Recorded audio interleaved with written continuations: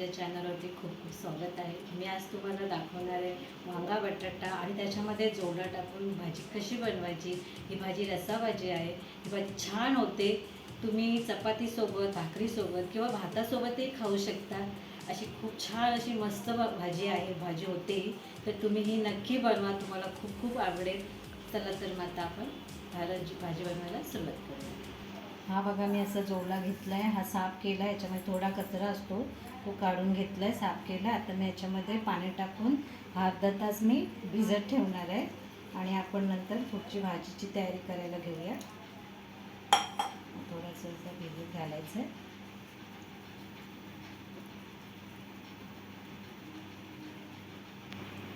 तर मग ही आपली भाजीची तयारी झालेली आहे. तर ही मी 3 छोटी वांगी घेतली आहेत, 3 छोटे बटाटे घेतले आहेत. तुम्हाला जर वांगं आवडत असेल तर तुम्ही अजून वांगं याच्यामध्ये ॲड करू शकता. हे असं स्वच्छ मी असं धुवून घेतलं आहे 2 ते 3 वेळा आणि पाणी टाकूनच ठेवायचं आहे, नाहीतर ती वांगी बटाटा काळं पडतं. आणि हा जोवला जो आपण अर्धा तास भिजत घातला होता तो स्वच्छ असा 2 ते 3 वेळा मी धुवून घेतला आहे. आणि ही आपली फोडणीची तयारी आहे. ही 4 पाकळ्या मी लसूण घेतला आहे, तो ठेचून घेतला आहे. अर्धा कांदा घेतला आहे, कढीपत्ता आहे, कोथिंबीर आणि अर्धा टोमॅटो आहे. आपला फोडणीसाठी आपण हे सगळं वापरणार आहे. आणि हा आमचा मालवणी वाटण आहे. हे वाटण आपण कांदा खोबऱ्याचं वाटण आहे. हे आपल्याला लागणार आहे भाजीमध्ये आणि हळद लागणार आहे. तर मी आता वाटून घेणार आहे मिक्सरमध्ये.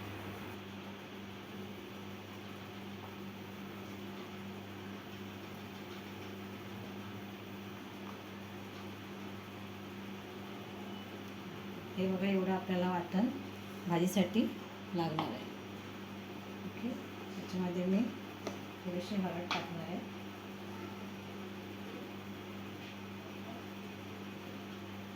आणि थोडंसं पाणी टाकून वाटून घेणार आहे. आता आपलं हे असं वाटण रेडी झालेलं आहे.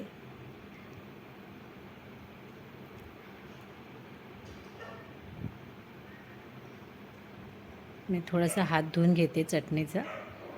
हे बघा, हे असं आपलं वाटण रेडी झालेलं आहे. आता आपण भाजी फोडणीला घालूया. आता आपली कढई गरम झालेली आहे. आता मी तेल टाकून घेते आहे. सॉरी मंडळी, मला तुम्हाला फोडणीला काय टाकलं हे तुम्हाला दाखवता आलं नाही, कारण त्याचवेळी माझा मोबाईल बंद झाला होता. तर मी तुम्हाला आता सांगते मी काय काय टाकलं आहे. मी लसूण टाकलं आहे पहिला, नंतर मी कांदा टाकला आहे, कढीपत्ता टाकला आहे, टोमॅटो टाकला आहे आणि नंतर ते चांगलं ढवळून घेतलं आहे. आता मी आमचा मालवणी मसाला टाकून घेते आहे. तो मी 1 चमचा टाकते. तुम्हाला तिखट आवडत असेल तर तुम्ही मसाला थोडासा वाढवू शकता. आता मी मसाला चांगला ढवळून घेते आहे. आता मसाला करपू नये म्हणून मी थोडंसं पाणी टाकून घेणार आहे.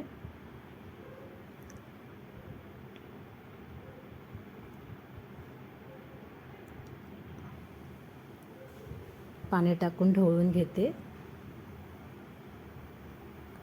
पाणी टाकल्यामुळे फोडणीला चांगली तेल सुटतं, फोडणीला छान असं. आता आपण बटाटा आणि वांगं टाकून घेऊया.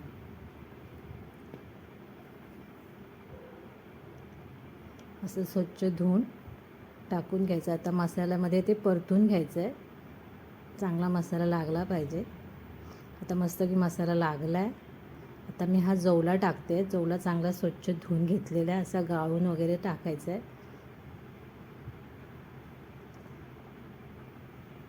आता मी तो चांगला परतून घेते आहे मसाल्यामध्ये.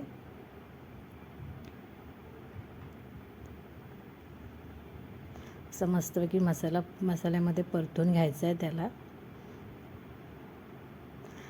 आता हे आमचं मालवणी जे वाटण आहे ते मी टाकणार आहे.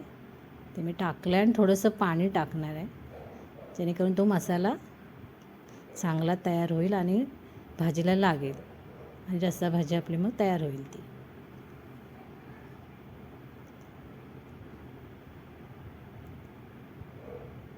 असं चांगलं ढवळून घ्यायचं आहे मसाल्यामध्ये. आता मीठ टाकते आहे. मी 2 चमचे मीठ टाकलं आहे.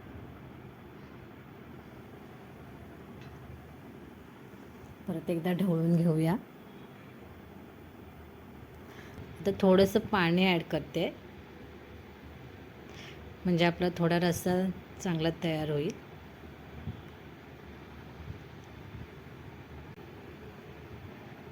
असं चांगलं ढवळून घेते आणि त्याला एक उकळी काढायची आहे. लगेच झाकण ठेवायचं नाही आहे, कारण तो जो उग्रट वास असतो वांग्याचा चवल्याचा तो जरा निघून जाईल. आता ही अशी चांगली उकळी आलेली आहे त्याला. आता मी झाकण ठेवून 10 मिनटं शिजवून घेते. गॅस बारीक करायचा आहे. बारीक गॅसवरती भाजी शिजवायची आहे. 10 मिनटानंतर मी झाकण खोलून बघते भाजी शिजली आहे का. वांगा आणि जवला शिजतो तसा लगेच, पण बटाटा शिजत नाही, तर तो आधी आपण चेक करून घेऊया शिजला आहे काय. तर एक बटाटा मी बाजूला घेते आणि त्याला तोडून बघते. शिजला आहे तसा, पण अजून थोडं मला वाटतं की भाजी थोडी शिजली पाहिजे. तर मी परत 10 मिनटं ठेवून घेते झाकण मारून. तर 10 मिनटानंतर भाजी आपली रेडी झालेलीच आहे. कोथिंबीर टाकून घेते आणि छान अशी ढवळून घेते तिला.